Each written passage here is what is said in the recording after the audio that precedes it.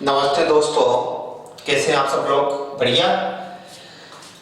इसके पहले वाली क्लास के अंदर मैं आपको लांबिक वक्र रेखीय निर्देश तंत्र की बात कर रहा था और उनके मान में कार्तीय, बेलनीय और गोलीय निर्देश तंत्र में निकाल चुका था। अब और मैंने वहां पर गोलीय निर्देश तंत्र के अंदर H1, H2, H3 की वैल्यू निकाल चुका था। अब उसके आगे आज हम इस क्लास में पढ़ते हैं। इससे पहले आप लोगों को बेलनी निर्देश तंत्र के अंदर कुछ दिक्कत आ रही थी। वह आपको वो प्रॉब्लम थी कि जो मैंने कोऑर्डिनेट माने ना बेलनी निर्देश तंत्र में, वह माने थे R, phi, Z। क्या माने थे? R, phi, Z। और बच्चे कुछ कमेंट्स में बोल रहे थे कि सर आप इसको आपने रो क्यों नहीं माना? अरे बेटा, आप यहाँ इसको रो भी मान सकते हो। क्यों आज इसलिए मान रहा हूं क्योंकि मुझे गोलीय निर्देश तंत्र पढ़ाना है और उस गोलीय निर्देश तंत्र के में जो कोऑर्डिनेट मानूंगा किसी बिंदु के, वह मानूंगा r, थीटा, फाई। तो यदि आप बेलनी निर्देश तंत्र में यदि r की जगह रो मान रहे हो तो रो मान लीजिएगा। ये चर वेरिएबल आप मान सकते हो, कोई दिक्कत नहीं है। r इसलिए नहीं बहुत से बेलनी निर्देश तंत्र के अंदर जो निर्देशांक मानते हैं वो मानते हैं रो, फाई, जेड। आर इसलिए नहीं मानते हैं, जब आपको डेरिवेशन कराते हैं ना तो बच्चों को कुछ प्रॉब्लम आ जाती है, वो आर से आर काट देते हैं, लेकिन वहां पर आर से आर नहीं कट पाते हैं।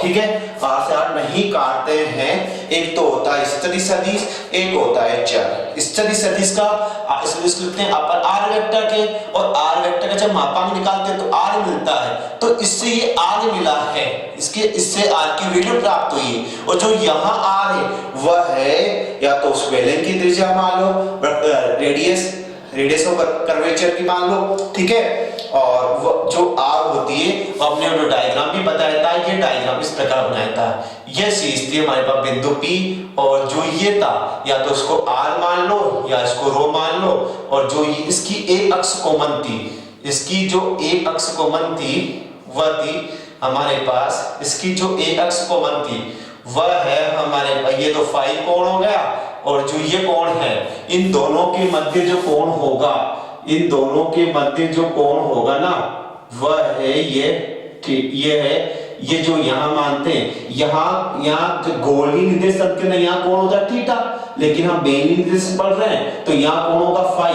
या तो यहाँ फाई भी मान सकते हैं, यहाँ थीटा भी मान सकते हैं। बहुत सी बुक के अंदर बेलनी निर्देश तंत्र के अंदर किसी बिंदु की जो निर्देशांक मान रखे वह मान रखे हैं रो, थीटा और जेड। आप ये भी मान सकते हो, कोई दिक्कत नहीं है।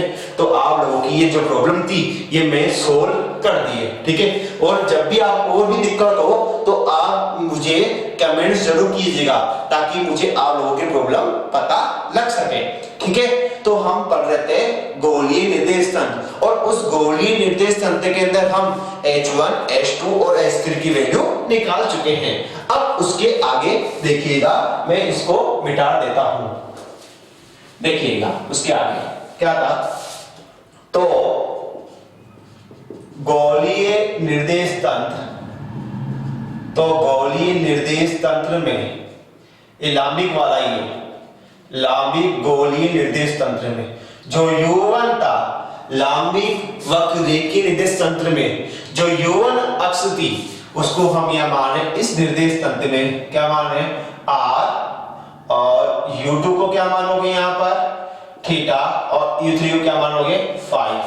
जो H1 की वैल्यू आई थी स्केल फैक्टर, स्केल गुणांक क्या होता है?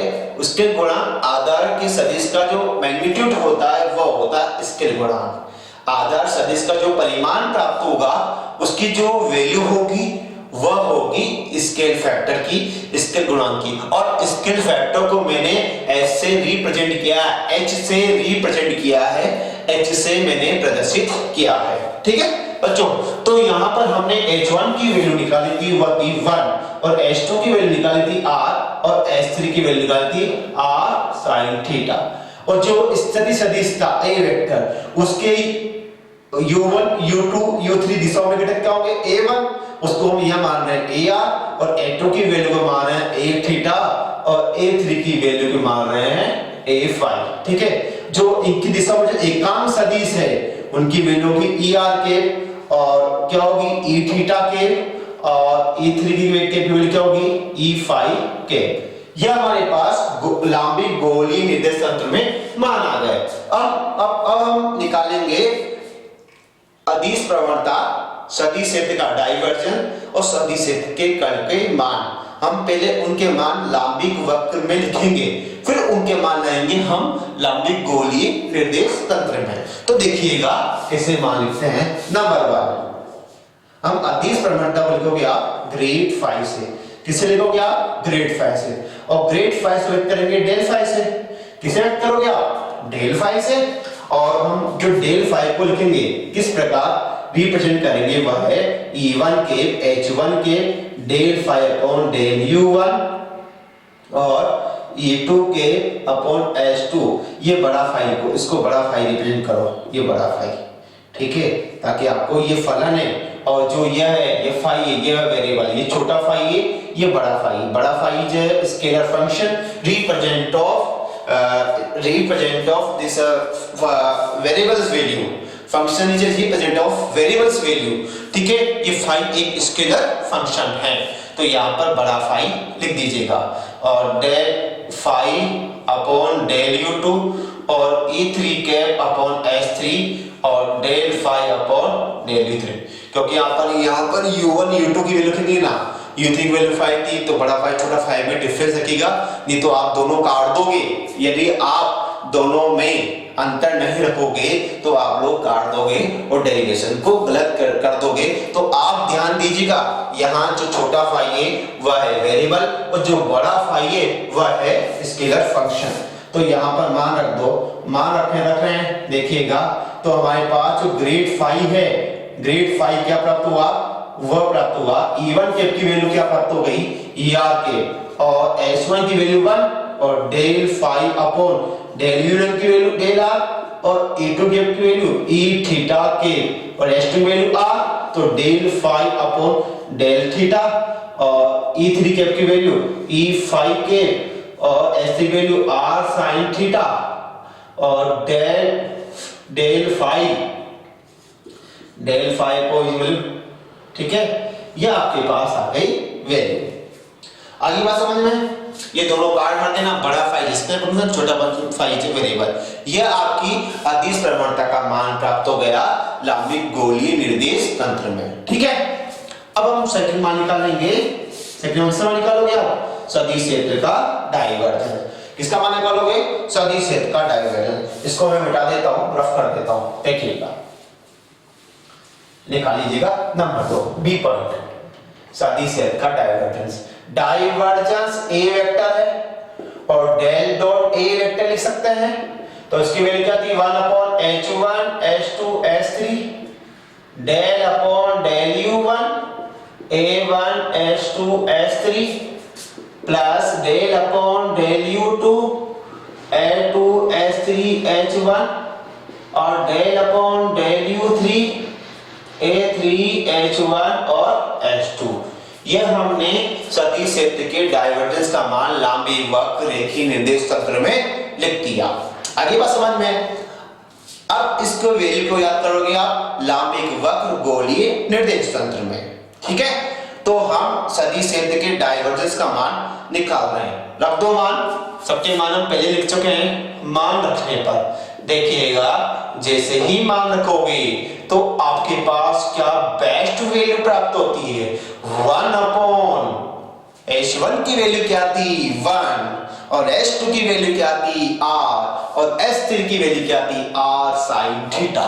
तो हमारे पास क्या हो गया R स्क्वायर sin थीटा, ठीक है।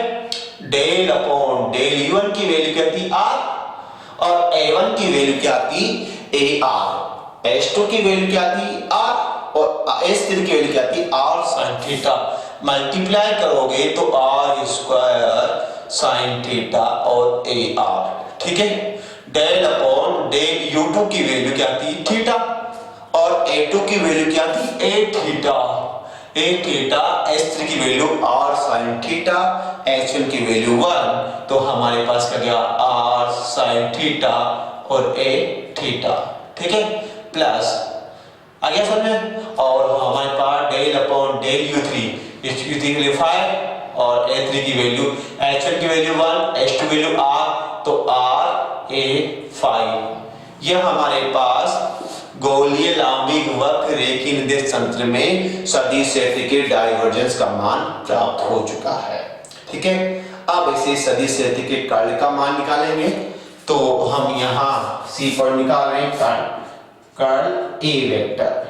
ठीक है, और कर्ल कर सकते हो डेल क्रॉस A वेक्टर, और कर्ल की वैल्यू थी हमारे पास वह थी, देखिएगा वह थी 1 अपॉन, या लिख देता हूँ नीचे को, curl A vector is equal del cross A vector, और इसकी वैल्यू है हमारे पास क्या है, उसकी value 1 upon h1 h2 h3 सारणी के रूप में है ना, तो सारणी के रूप में जमाओगे।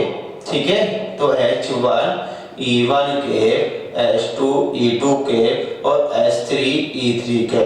यहाँ थी del upon del u1, del upon del u2, del upon del 3, a1 h1 h2 h3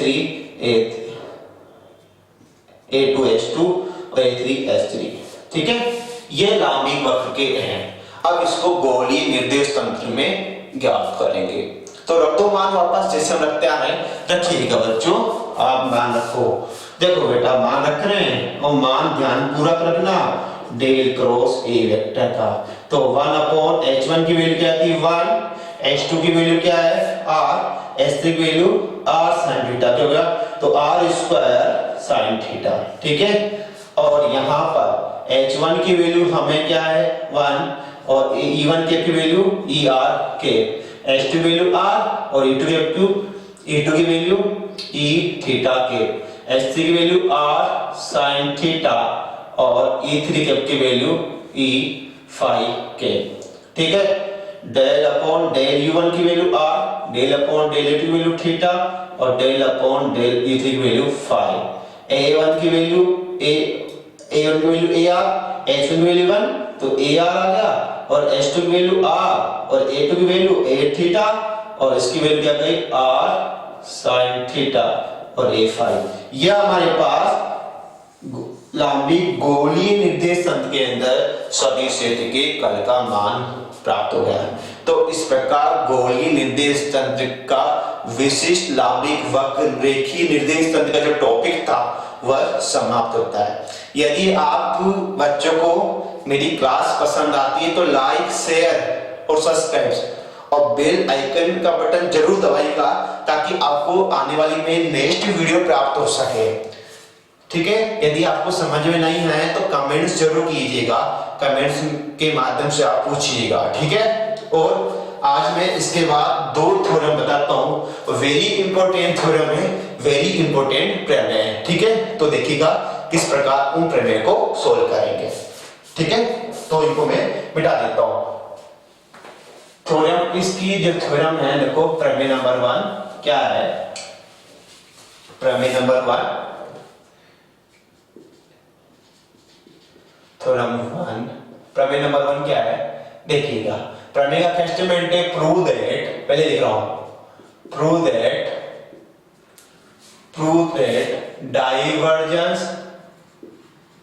divergence of curl of vector function is always 0। ये स्टेटमेंट है। यदि आपको ऐसा दे तो आप सोल्व कर दोगे, यदि ऐसा स्टेटमेंट लिख के नहीं दे, डायरेक्ट आपको ऐसे दे, divergence curl A vector is equal to 0, जब भी आप सोल्व कर दोगे।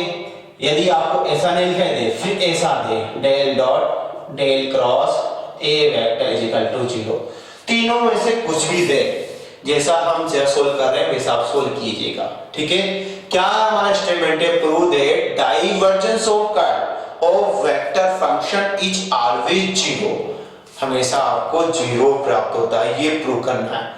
तो हम प्रूव कर रहे हैं, देखिएगा प्रूव कर रहे हैं।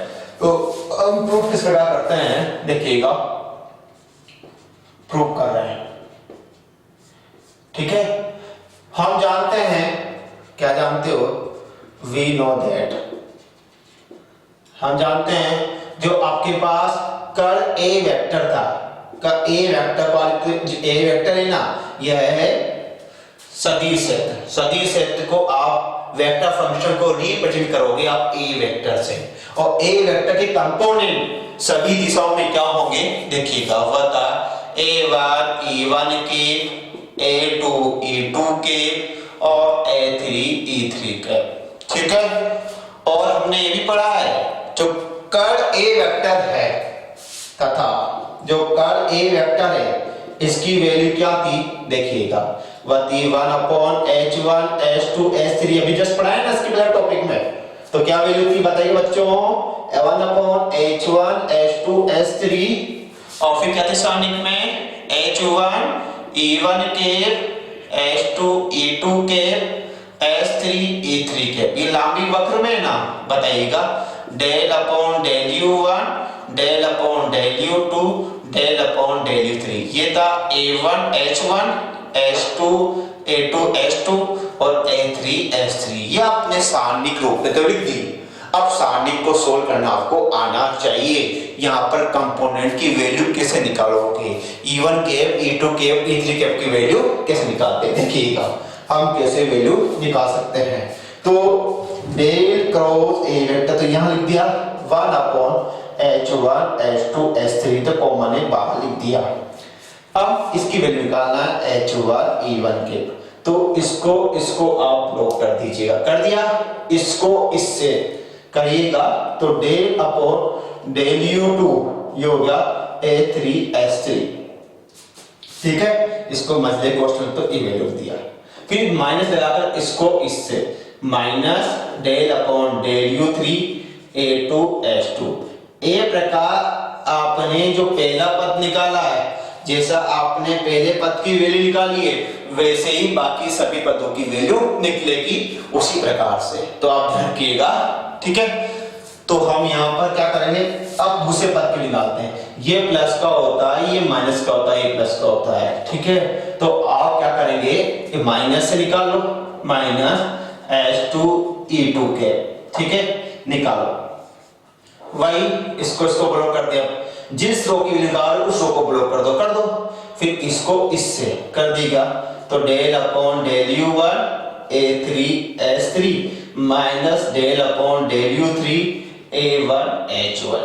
ठीक है, एक आपने जैसा पहला पद निकाला है उसी प्रकार आप दूसरा पद निकालोगे। ठीक है, आगे बात समझ में, तो देखिएगा आगे चलेगा, देखिएगा अब निकाले अपन नेक्स्ट प्रश्न। ठीक है, वह निकाले h3 e3 का के की वैल्यू। ठीक है, क्या वैल्यू आएगी, इसे लिख देता हूं, ये वैल्यू निकाले ना, तो इसको ब्लॉक कर दो, इसको इससे, तो del upon del u1 a2 h2 minus del upon del u2 a1 h1, ये आपके पास वैल्यू प्राप्त हो गई। ठीक है, आगे बात समझ में आपको, ये निकालना तो देख लेना, फिर जिस पद की जिस एकांक सदिश की आप वैल्यू निकाल सकते हैं ना, तो वाली रो और कॉलम रख दो, इसकी निकालेंगे तो इसकी ये अपने ये रो रख दिया और कॉलम रख दीजिएगा, और इसको इससे माइनस इसको इससे। ठीक है, ये हमारे पास वैल्यू आ गई कर्ल ए वेक्टर की। ठीक है, तथा अब जो यहाँ पर हमें क्या प्रूव करना है, प्रूव हमें ये करना है कि divergence of curl A vector is equal to 0। अब इस कर्ल का डाइवर्जेंस लोगे तो उसकी वैल्यू क्या आना चाहिए, 0 आना चाहिए, जब जाके ये आपका सिद्ध होगा, हैंस प्रूव होगा। आगे बात समझ में, अब इसका हम लेते हैं डाइवर्जेंस, क्या लेंगे डाइवर्जेंस, तो ले लीजिएगा, इसको बता देता हूं। ठीक है, यदि किसी ने मेरा चैनल को लाइक सब्सक्राइब नहीं किया हो तो जरूर कर लीजिएगा। ठीक है, अब इसका ले लो डाइवर्जेंस, तो divergence of curl A vector. ठीक है, अब ये डाइवर्जेंस डेल डॉट, इसकी वैल्यू क्या है, इसकी वैल्यू ये है, इसकी वैल्यू कहां है, इसकी जो वैल्यू है क्लियर ना। तो ये वैल्यू कहाँ है, ये वैल्यू आपके पास पूरी, ठीक है। तो रख दीजिएगा H1 E1 के del upon del U2 A3 S3 del upon del U3 A2 S2 minus ये हमारे पास आ गया ये माइनस H2 E2 के del upon del U1 A3 S3 minus del upon del U3 A1 H1 plus S3 E3 के del upon del U1 A2 S2 del upon del U2 A1 H1 और बाहर इधर लिख देता हूं पूरे कोष्ठक के 1 अपॉन H1 H2 H3। ये बाहर है सभी कोष्ठक के जो भी वैल्यू थी मैंने वहां पीछे लिख दी क्योंकि मैंने आगे नहीं लिखी थी, इसे पीछे लिख दिया। और जो ये चीज है ये देखिएगा, यह है अवकलज संकारक डिफरेंशियल ऑपरेटर। इसकी वैल्यू भी लिखेंगे, हमने इसकी वैल्यू बताई थी जब मैंने आपको सदिश क्षेत्र के डाइवर्जेंस का टॉपिक पढ़ाया था, और वहां पर मैंने इस अवकलज संकारक की इस ऑपरेटर की वैल्यू आपको बताई थी। वह वैल्यू यहां लिखेंगे, ठीक है। क्या वैल्यू होती है इसकी वैल्यू होती है, देखिएगा इसकी वैल्यू होती है तो हमारे पास घोषित करना है del dot del cross A vector. तो इसकी वैल्यू लिख रहे हैं, इसकी वैल्यू हम जानते हैं जो ये होगा वह क्या होगा, इसकी वैल्यू होगी E1 cap upon H1 del upon del U1 और E2 cap upon H2 del upon del U2 और E3 cap upon H3 del upon del U3। ये हम जानते हैं, ये वैल्यू अपन यहां रख देंगे, ठीक है। तो हम वैल्यू यहां लिख रहे हैं, इसको मिटा देते हैं, रख दो। तो हम निकाल रहे हैं del dot del cross A रखिएगा इसकी वैल्यू। तो देखिएगा E1 के upon H1 del upon del U1 plus E2 के upon H2 del upon del U2 और E3 के upon S3 del upon del U3। ये डॉट आ गया, यहां डॉट है भाई, ठीक है। डाइवर्जेंस मतलब डॉट, दूसरा फंक्शन ये पूरा फंक्शन देगा। इसकी वैल्यू ये थी और आगे क्या है 1 अपॉन H1 H2 S3 आगे लिख दो ताकि आपको पूरा करने में सही रहे, ठीक है। और इसकी वैल्यू लिख दीजिएगा H1 E1 के del upon del U2 A3 S3 del upon del U3 A2 S2, ठीक है, माइनस H2 E2 के और del upon del U1 A3 S3 del upon del U3 A1 H1 plus S3 E3 के और del upon del U1 A2 H2 minus U2 A1 H1। यह पूरी value मैंने लिख दी, ठीक है। आगे बात समझ में। अब आप इसको हल ध्यान पूर्वक करोगे, आप इसको हल करोगे ना तो विशेष तौर से आप ध्यान पूर्वक अपना ध्यान से इसको हल कीजिएगा, ठीक है, ताकि गलती नहीं हो जाए। हमें जीरो लाना है वैल्यू, ठीक है। अब ऐसे कर लेते हैं, ये वैल्यू तो हम बाहर ले लेते हैं, कांस्टेंट है ना, तो वैल्यू बाहर आके 1 अपॉन H1 H2 S3। अब हमें ये भी पता है कि जो एकांक सदिश स्वयं के साथ जो डॉट प्रोडक्ट की वैल्यू होती है 1, कहने का मतलब है कि सेम एकांक सदिश का जो डॉट प्रोडक्ट होगा उसकी वैल्यू क्या होगी 1 और बाकी अदर के साथ क्या होगी 0। तो देखिएगा क्या वैल्यू होगी, वो इधर देखिएगा वैल्यू क्या होगी, वो होगी जो हमारे पास है E1 के डॉट E1 के और E2 के डॉट E2 के और E3 के डॉट E3 के की वैल्यू क्या होगी 1 और बाकी अदर के साथ वैल्यू क्या होगी, वह होगी वैल्यू 0।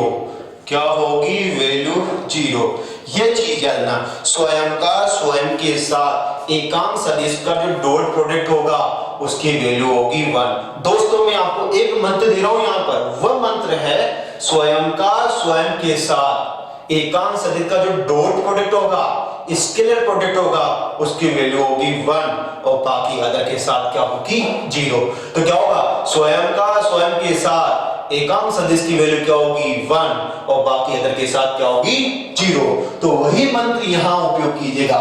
तो स्वयं के साथ एकांक सदिश की वैल्यू 1 बाकी अदर की वैल्यू 0। तो E1 cap dot E1 cap की वैल्यू क्या होगी 1। ठीक है, तो 1 हो गई तो H1 कैंसिल हो गया, ये बाहर आ गया। तो हमारे पास क्या बचा डेल अपॉन डेल U1 और ये बचा हमारे पास, इसको अंदर गुणा कर दें तो ये गुणा कर दो, ये हो गया U1 और डेल U2 A3 S3। ठीक है, ये वैल्यू आपस में आया। फिर इसको करो इससे गुणा माइनस, ठीक है, ये वैल्यू बाहर आ गई दोनों के, तो ये मान चल जाएगा, ये वैल्यू सॉरी ये इससे गुणा हुआ ना तो पूरे कोष्ठक से गुणा होगा, ये हो गया और del upon del square del U1 और डेल U3 ये हो गया A2 S3। ये पहला पार्ट खत्म हो गया। अब दूसरा पार्ट देखो, इसको इससे करो, सॉरी इसको इससे, तो E1 cap dot E2 cap की वैल्यू क्या हो गई 0, तो ऊपर 0, E1 cap dot E3 cap की वैल्यू क्या भी है 0। ठीक है, कहने का मतलब है स्वयं के साथ डॉट प्रोडक्ट की वैल्यू क्या है 1 और बाकी के साथ क्या है 0। तो ये पहला पद प्राप्त हो गया। ठीक है, इसी प्रकार आप देखो करो E2 cap dot E2 cap 1। ठीक है, तो 1 हो गया ना 1 हो गया और फिर अंदर जाएगा तो क्या बचा माइनस वही डेल स्क्वायर हो गया U2 और U1। तो U1 U2 लिख दो, कोई दिक्कत नहीं है, ये लिख दिया U1 और डेल U2 और वैल्यू क्या है। ठीक है, मैं इसको यहां ना लिख के मैं इस चीज की वैल्यू को यहाँ चलो इसके नीचे कर दूंगा, ये राइट टर्न कर लेना, इसको यहां लिख रहा हूं। चलो पूरे को लिख देता हूं मैं ताकि आपको आराम से दिखाई दे एक साथ। तो हम यहां पर हमने 1 अपॉन H1 H2 H3 ले लिया, इसको कर दिया इससे वैल्यू वही H1 कैंसिल हो गया, ये पद जाएगा दो टर्म से, इसके साथ और इसके साथ। तो del square upon del U1 del U2 A3 S3 del square upon del U1 del U3। ठीक है, ये हो गया A2 S2, ये पद हो गया। वही देखो minus E2 cap dot E2 cap की वैल्यू 1 H2 कैंसिल हो गया और जो ये पद जाएगा इन दोनों के साथ, तो del square upon del U1 del U2 A3 S3 और ये पद भी जाएगा इस वाले साथ, माइनस माइनस क्या हो गया प्लस, तो del square upon del U2 del U3 हो गया A1 H1। ठीक है, E2 cap dot E3 cap की वैल्यू 1, ठीक है, बाकी के साथ 0। इसी प्रकार हम E3 केप की वैल्यू रखें, E3 केप की वैल्यू देखिएगा E3 cap dot E3 cap 1 S3 cancel हो गया, ये पद जाएगा x के साथ और फिर इसके साथ। ठीक है, तो देखिएगा बार प्लस है तो हमारे पास del square upon del U1 del U3 वो हो गया A2 S2 minus del square del U2 del U3 A1 H1। ये ध्यान रखिएगा, आराम पूर्वक इसको सोल्व कीजिएगा, ध्यान पूर्वक इसको सोल्व कीजिएगा। सोल्व करना बड़ा डिफिकल्ट है, लेकिन आप जैसे 2-3 बार सोल्व करोगे ना तो आराम से इसका हल हो जाएगा। देखो कौन कौन प्लस है और कौन कौन माइनस है, कौन कौन जा रहा है क्या साहब, ये वाला बात को, ये क्या U1 U2 ये रहा ये प्लस का ये माइनस का, ये भी है क्या, सब जाएंगे, वैल्यू 0 आना चाहिए। वैल्यू 0 नहीं है तो आपकी प्रमेय सिद्ध नहीं हुई है, वैल्यू 0 नहीं तो प्रमेय सिद्ध नहीं है। वैल्यू 0 आ गई, ये था del dot del cross A vector, तो del dot del cross A vector इस जगह क्या तो क्या 0, ये हमारी प्रमेय सिद्ध हो गई, हेंस प्रूव हो गया। हमें पता है कि divergence of curl of vector function is always 0, ये वैल्यू हमारे पास सिद्ध हो गई, ये प्रमेय ये थ्योरम सिद्ध हो चुकी है।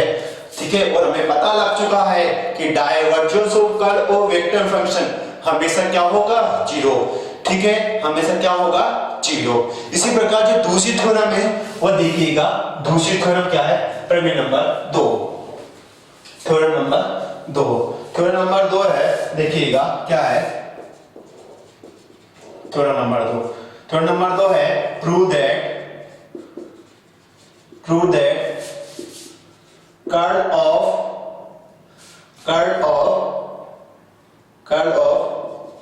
स्केलर ग्रेडियंट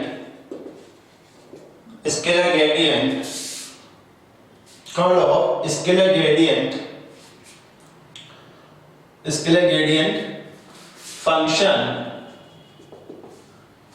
इज ऑलवेज 0, या ऐसे ही बोल सकते हैं prove that curl of gradient of scalar function is always 0, ठीक है, या ऐसा ही हो सकते हैं इसको prove that curl of gradient of scalar function is always 0, या इसको ऐसे ही बोल सकते हैं जो कर्ल ऐसे भी दे सकता है कर्ल और grad phi is equal to 0, ऐसे लिखता है, या ऐसे भी इसको लिख सकता है, इसको ऐसे भी दे सकता है कि ले सकता है del cross del phi is equal to 0, इसको ऐसे भी दे सकता है, ठीक है। तो थ्योरम का स्टेटमेंट आपको कैसे भी दे सकता है, लेकिन उसका आंसर एक ही है, आपको थ्योरम के स्टेटमेंट को आपको भिन्न भी रूप में दे सकता है, वह आपको मैं अलग अलग रूप में बता चुका हूं किस प्रकार दे सकता है, ठीक है। तो मैंने आपको ये 4 रूप बता दिए, इन चारों रूप में से कौन सा भी रूप दे सकता है जो मैं बता रहा हूं आपको, इस प्रकार इसको सोल्व करना है। इसके पहले वाली जो हमने सोल्व की थी सेम वैसे हम इसको सोल्व करेंगे। तो देखिए किस प्रकार सोल्व करते हैं, हमको निकालना है पहले ग्रेड फाई, ठीक है, फिर उसका कर्ल लेना है, तो इसकी वैल्यू क्या आना चाहिए 0 आना चाहिए, क्या आना चाहिए 0। तो प्रूव कर रहे हैं, तो हम जानते हैं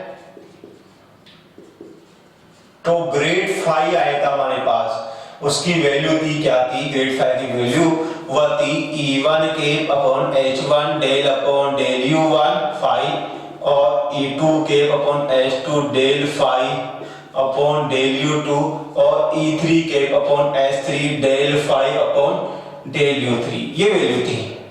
अब इसका आपको क्या लेना है, कर्ल लेना है ना, इसका क्या लेना है कर्ल, ठीक है, डेल क्रॉस फाई, ठीक है, और डेल, इसको अपन मैट्रिक्स में लिखते हैं, और डेल की वैल्यू आपके पास क्या थी, वही देखिएगा, डेल एक डिफरेंशियल ऑपरेटर है, अवकलन कारक है, इसकी वैल्यू क्या होती है, देखिएगा इसकी वैल्यू क्या होगी लामी वक्त में, वही होगी E1 cap upon H1 del upon del U1, E2 cap upon H2 del upon del U2 और E3 cap upon H3 del upon del U3। यह डिफरेंशियल ऑपरेटर अवकलन कारक की वैल्यू है, जो मैंने आपको जब सदिश क्षेत्र जब मैंने ग्रेडियंट वाला टॉपिक पढ़ाया था ना, वो ग्रेडियंट वाला टॉपिक में आपको यह वैल्यू बताई थी, ठीक है। आगे बात समझ में, तो ये जब आपने स्केलर ग्रेडियंट टॉपिक पढ़ा था, जब आपको मैंने ये वैल्यू बताई थी, वहां से ये वैल्यू लिख दी थी डिफरेंशियल ऑपरेटर की। अब यहाँ पर इसको हम क्या कर देंगे, सारणिक रूप में लिख देंगे, तो सारणिक रूप में लिखिएगा इसको। अब देखो यहाँ पर लिख रहे हैं, वही इसको सोल्व कर रहे हैं, ये दोनों की वैल्यू, तो हमारे पास क्या वैल्यू होगी, देखिएगा मैंने इसको सारणिक रूप में लिख दिया। सारणिक रूप में देखो किस प्रकार लिख रहे हैं, यह हम वैल्यू क्या करेंगे, देखिएगा इसकी वैल्यू, तो ये पूरा फंक्शन है, ये पूरा वैल्यू है, या इसको सारणिक रूप में पहले इस प्रकार लिख दो ताकि आपको आसान रहे। ये डेल की वैल्यू ये रही, तो अपन लिखते हैं यहाँ पर E1 cap upon H1 del upon del U1 और E2 cap upon H2 del upon del U2 और E3 cap upon H3 del upon del U3, ये आ गया क्रॉस, इसकी वैल्यू क्या है ये, तो E1 cap upon H1 del phi upon del U1 और E2 cap upon H2 del phi upon del U2 और E3 cap upon S3 del phi upon del U3। आप क्रॉस प्रोडक्ट जो चक्रीय क्रम में होते हैं कोऑर्डिनेट वह एक आप जैसे I क्रॉस J के याद करोगे तो आपको K केप मिलेगा। यदि आप यहाँ पर E1 cap cross E2 cap याद करोगे तो आपको E3 केप मिलेगा। क्रॉस प्रोडक्ट हमेशा चक्रीय कोऑर्डिनेट होते हैं, साइक्लिक कोऑर्डिनेट सिस्टम होता है। ठीक है, तो यहाँ से हम वैल्यू निकाल रहे हैं। तो हमारे पास वैल्यू क्या आई देखिएगा, वह वैल्यू आई, इससे निकालोगे, इसको सानियों में जाते हैं तो डेल क्रॉस डेल फाई समझिएगा, वही H1 E1 के H2 E2 के और S3 E3 के हम इसको सारणिक रूप में जमा रहे हैं। ठीक है, सारणिक रूप में जमा रहे हैं तो देखिएगा हमारे पास वैल्यू क्या प्राप्त होगी। वैल्यू मैंने आपको बताया था यहाँ पर A1 H2 S3 ये तो है नहीं, तो वैल्यू कल के रूप में क्या होगी देखिएगा, वह वैल्यू की del upon del U1 del upon del U2 और डेल अपॉन U3। ठीक है, आगे बात समझ में। और इसकी वैल्यू क्या होगी यहाँ पर जो वैल्यू होगी वह होगी इसकी वैल्यू डेल फाइव अपॉन, ये तो आ गया del phi upon del U1 और del phi upon del U2 और del phi upon del U3। ठीक है, निकाल लीजिएगा। ठीक है, इसकी वैल्यू तो मैंने जमाई दी H1 E1 के, ये वैल्यू आ गई, ताकि जब होगा ना इसके साथ मल्टीप्लाई जब कर जाएगा बाद H1 H2 S3 था ना, बाद जैसे बाद इसके बागे जब सोल्व करते हैं हम, मैंने बताया था वो सदी से कल बताया था बार 1/H1 H2 S3 थी, जब सोल्व करोगे तो इस प्रकार की वैल्यू निकल जाएगी। अब यहाँ से आप निकाल लीजिएगा, जब इसको सोल्व करोगे तो सब कट जाएंगे फंक्शन। जैसे आपने इसकी वैल्यू ये निकाली, आपने H1 E1 की वैल्यू निकाली ना, ये वैल्यू निकाली, इसको ढक दीजिएगा, करो इसको इससे माइनस इसको इससे, तो देखिएगा हमारे पास H1 E1 कैप की वैल्यू क्या आ गई, वह आ गई del square upon del U2 del U3, ये फाई आ गया, minus del square phi upon del U2 और डेल U3, ये कट गया ना। ठीक है, और इसी प्रकार माइनस H2 E कैप निकालो, ये दोनों रख दो, रख लिया इसको इससे, तो del square upon del phi U1 और del U3 minus del square phi, इसको इससे तो डेल U1 डेल U3, इस प्रकार ये वैल्यू निकल जाएगी S3 की, और टोटल वैल्यू क्या आ जाएगी, सब कट जाएंगे। तो हमारे पास क्या प्राप्त हो गया, हमारे पास प्राप्त हो गया कि curl of gradient of scalar function is always zero.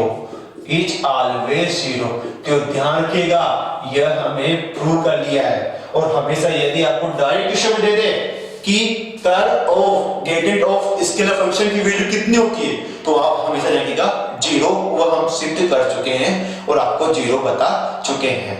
ठीक है, तो अपना टॉपिक यहीं समाप्त होता है। थैंक यू, जय हिंद, जय भारत। यदि दोस्तों आपको मेरी क्लास पसंद आए तो लाइक शेयर और सब्सक्राइब जरूर कीजिएगा। ठीक है, वंदे मातरम। मिलते हैं नेक्स्ट क्लास में, तब तक के लिए राम राम।